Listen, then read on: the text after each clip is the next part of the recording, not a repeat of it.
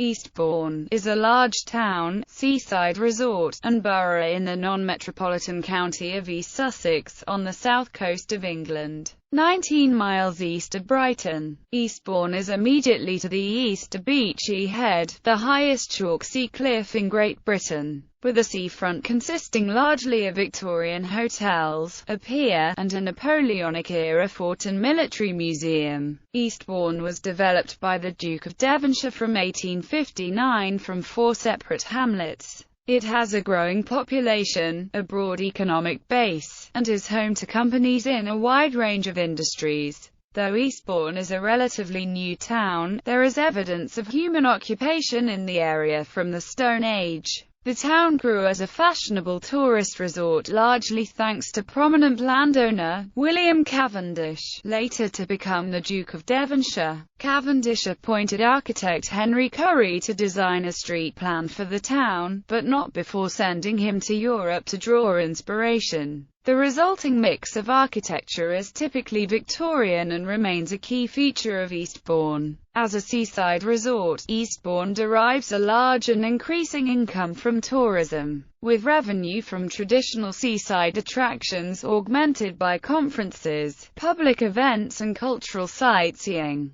The other main industries in Eastbourne include trade and retail, healthcare, education, construction, manufacturing, professional, scientific and the technical sector. Eastbourne's population is growing. Between 2001 and 2011 it increased from 89,800 to 99,412. The 2011 census shows that the average age of residents has decreased as the town has attracted students, families and those commuting to London and Brighton. History. Flint mines and other Stone Age artifacts have been found in the surrounding countryside, and there are Roman remains buried beneath the town, such as a Roman bath and section of pavement between the present pier and the redoubt fortress, and a Roman villa near the entrance to the pier and the present Queen's Hotel. An Anglo-Saxon charter, circa 963 AD, describes a landing stage and stream at Bourne. In 2014, local metal detectorist Darren Simpson found a coin minted during the reign of Ethelbert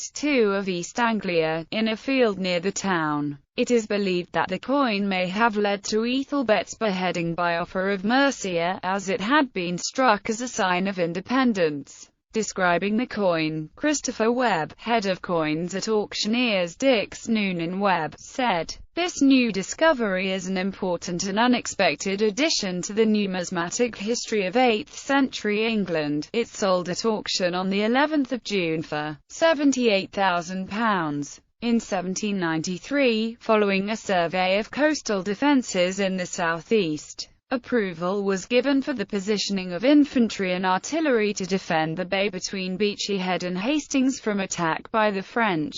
14 Martello towers were constructed along the western shore of Pevensey Bay, continuing as far as Tower 73, the Wish Tower at Eastbourne. Several of these towers survive. The Wish Tower is an important feature of the town's seafront and was the subject of a painting by James Santerre, and part of Tower 68 forms the basement of a house on St. Anthony's Hill. Between 1805 and 1807, the construction took place of a fortress known as the Eastbourne Redoubt, which was built as a barracks and storage depot, and armed with 10 cannons. Eastbourne remained an area of small rural settlements until the 19th century. 4 villages or hamlets occupied the site of the modern town. Bourne is now known as Old Town, and this surrounded the Bourne which rises in the present Motcombe Park, Meads, where the Downs meet the coast, South Bourne, and the fishing settlement known simply as Sea Houses, which was situated to the east of the present pier. By the mid-19th century most of the area had fallen into the hands of 2 landowners, John Davies Gilbert and William Cavendish, Earl of Burlington. The Gilbert family's holdings date to the late 17th and early 18th centuries, when barrister Nicholas Gilbert married an Eversfield and Gildredge heiress.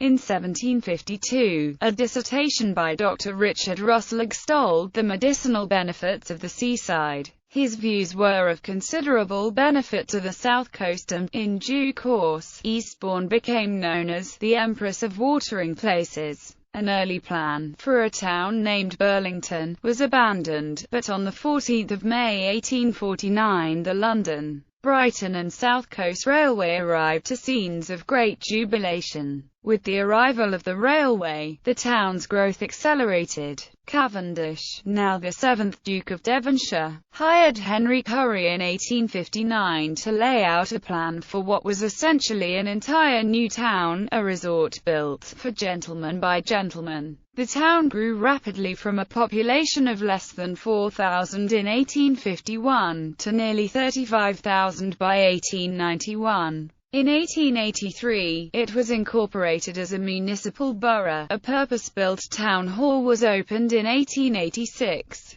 This period of growth and elegant development continued for several decades. A royal visit by George V and Queen Mary in March 1935 is commemorated by a plaque on Chalet No. 2 at Holywell. The Second World War saw a change in fortunes. Initially, children were evacuated to Eastbourne on the assumption that they would be safe from German bombs. But soon they had to be evacuated again because after the fall of France in June 1940 it was anticipated that the town would lie in an invasion zone. Part of Operation Sea Lion, the German invasion plan, envisaged landings at Eastbourne. Many people sought safety away from the coast and shut up their houses. Restrictions on visitors forced the closure of most hotels, and private boarding schools moved away. Many of these empty buildings were later taken over by the services. The Royal Navy set up an underwater weapons school, and the Royal Air Force operated radar stations at Beachy Head and on the marshes near Pevensey.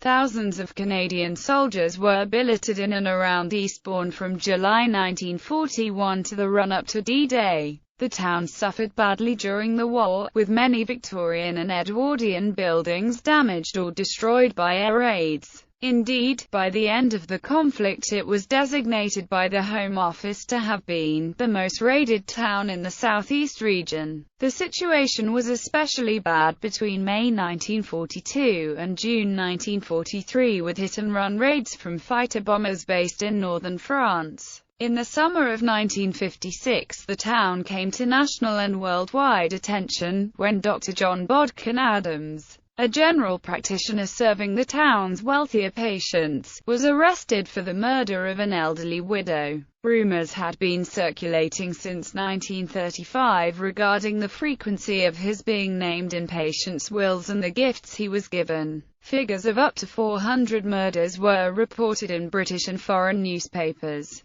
But after a controversial trial at the Old Bailey which gripped the nation for 17 days in March 1957, Adams was found not guilty. He was struck off for 4 years but resumed his practice in Eastbourne in 1961. According to Scotland Yard's archives, he is thought to have killed up to 163 patients in the Eastbourne area. After the war, development continued, including the growth of Old Town up the hillside and the housing estates of Hampden Park, Willingdon Trees and Langley. During the latter half of the 20th century, there were controversies over the demolition of Pocock's, a 15th-century manor house on what is now the Rodmill housing estate, and the granting of planning permission for a 19-story block at the western end of the seafront. The latter project was realized in 1965 despite a storm of protest led by the newly formed Eastbourne and District Preservation Committee,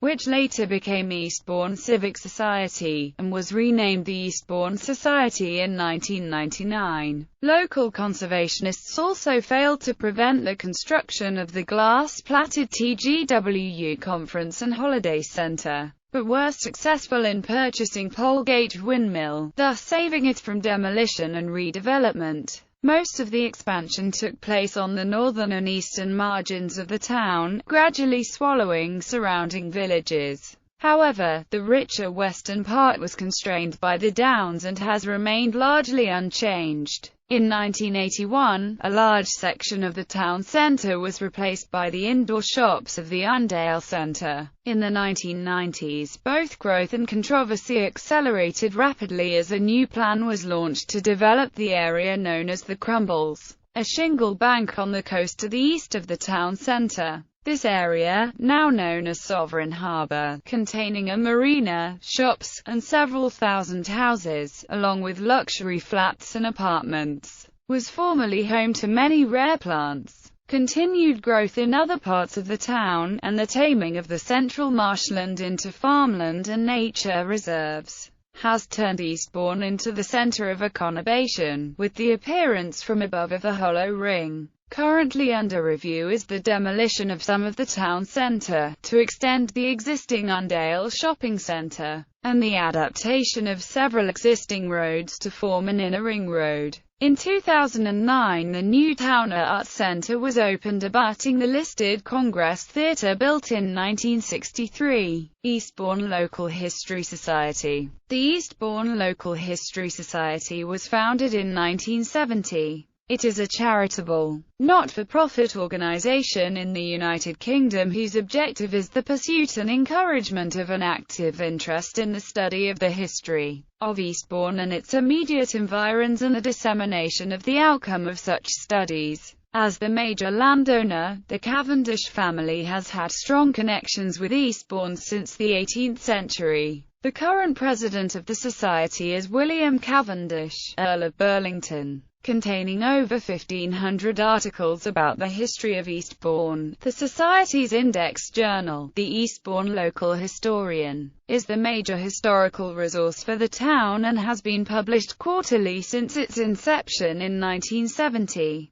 Over the years, the Society has published various books about the history of Eastbourne, 7 of which are currently in print. Geography. The South Downs dominate Eastbourne and can be seen from most of the town. These were originally chalk deposits laid down under the sea during the late Cretaceous, and were later lifted by the same tectonic plate movements that formed the European Alps during the Middle Tertiary period. The chalk can be clearly seen along the eroded coastline to the west of the town, in the area known as Beachy Head and the Seven Sisters, where continuous erosion keeps the cliff edge vertical and white. The chalk contains many fossils such as ammonites and nautilus. The town area is built on geologically recent alluvial drift, the result of the silting up of a bay. This changes to wheeled clay around the Langley estate. A part of the South Downs, Willingdon Down, is a designated site of special scientific interest. This is of archaeological interest due to a Neolithic camp and burial grounds. The area is also a nationally uncommon tractor chalk grassland rich in species. Another SSSI which partially falls with the Eastbourne district is Seaford to Beachy Head. This site, of biological and geological interest, covers the coastline between Eastbourne and Seaford, plus the Seven Sisters Country Park in the Cuckmere Valley. Several nature trails lead across the Downs to areas such as the nearby villages of Eastdean and Burling Gap, and landmarks like the Seven Sisters,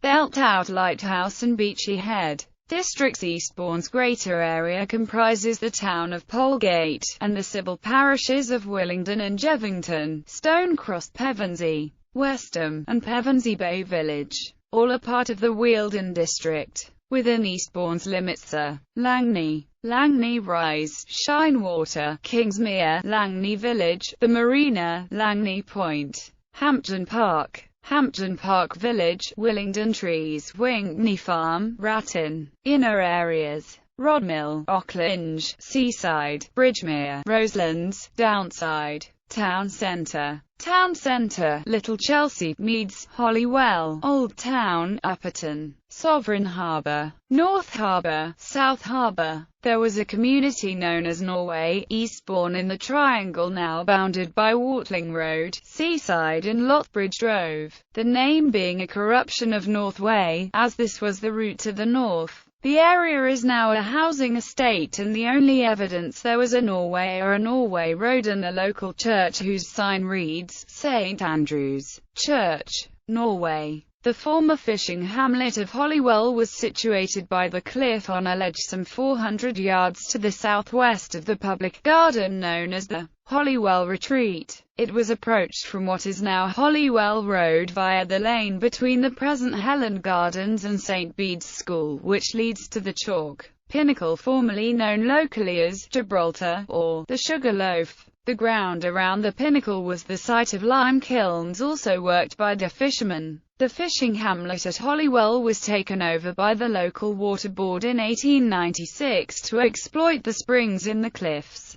The water board's successors still own the site, and there is a pumping station but little evidence of the hamlet itself, as by now even most of the foundations of the cottages have gone over the cliff. Climate. As with the rest of the British Isles and South Coast, Eastbourne experiences a maritime climate with cool summers and mild winters. The local climate is notable for its high sunshine levels. At least relative to much of the rest of England, Eastbourne holds the record for the highest recorded amount of sunshine in a month, 383.9 hours in July 1911. Temperature extremes recorded at Eastbourne since 1960 range from 31.6 degrees Celsius during July 1976, down to minus 9.7 degrees Celsius in January 1987. Eastbourne's coastal location also means it tends to be milder than most areas, particularly during night. A whole 6 months of the year have never recorded an air frost, and in July the temperature has never fallen below 8.3 degrees Celsius.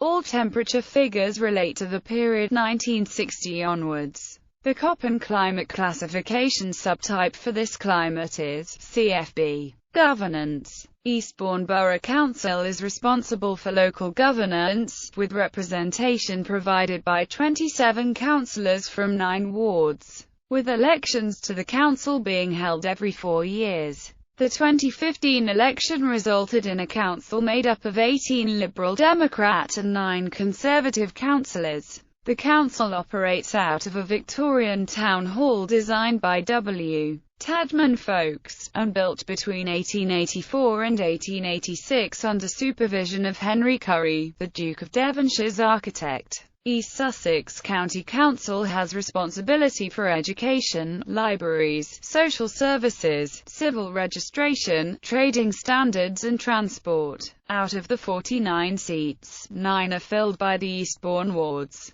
The 2009 East Sussex County Council election resulted in 29 Conservatives, 13 Liberal Democrats, 4 Labour and 3 Independent, of which Eastbourne provided 6 Liberal Democrats and 3 Conservatives. The Parliament constituency of Eastbourne covers a greater area than the 9 local wards, extending to the north and the east. Eastbourne is a marginal seat contested between the Conservatives and the Liberal Democrats. The Liberal Democrat Member of Parliament for Eastbourne is Stephen Lloyd, who took the seat from the sitting Conservative MP Nigel Waterson with a 3.8% swing on a turnout of 67% in the 2010 general election. At European level, Eastbourne is represented by the South East region, which holds 10 seats in the European Parliament. The 2009 election returned 4 Conservatives, 2 Liberal Democrats, 2 UK Independents, 1 Labour and 1 Green. Demography.